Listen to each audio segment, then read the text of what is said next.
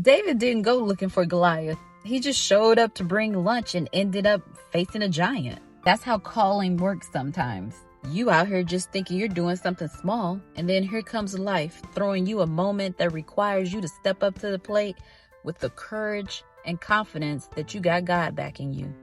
Goliath, he stood there tall, loud, armed, and towering. He was one of those obstacles that make you question your own capabilities. Everybody else saw a giant that couldn't be defeated, but David saw a target that couldn't be missed. Perspective. Sometimes what scares everyone else is the very thing God will use to reveal who you truly are.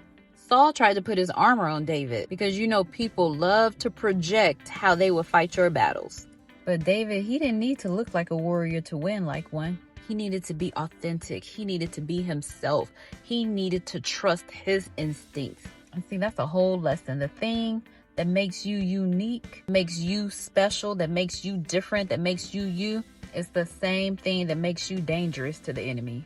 David didn't kill the giant with something new. He used that same sling he had been practicing with out there with the sheep. That's why you don't need to underestimate where you are right now.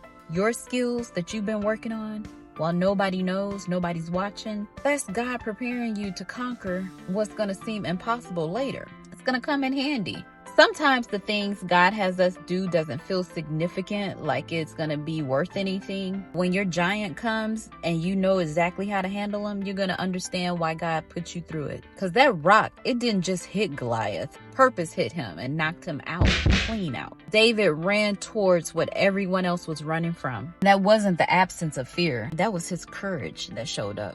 The decision to move anyway, despite being scared. And when Goliath hit that ground, David proved something. Just because the giant is loud doesn't mean it can't be defeated. Y'all know those people who got a loud bark and no bite, just running their mouth, ain't gonna do nothing.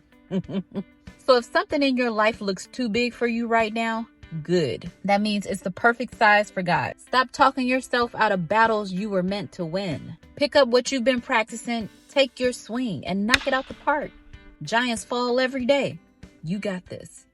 I created the Blossom in His Presence 41-week prayer and gratitude journal. Inside, you'll find 4 full pages for each week to pour out your heart to God, a special reflections page to capture how prayer is shaping your soul, a verse of the day space for those scriptures that hit right when you need them most, a Counting My Blessings section to remind you just how faithful God has been, and 41 powerful prayers you can lift up whenever your spirit needs strength.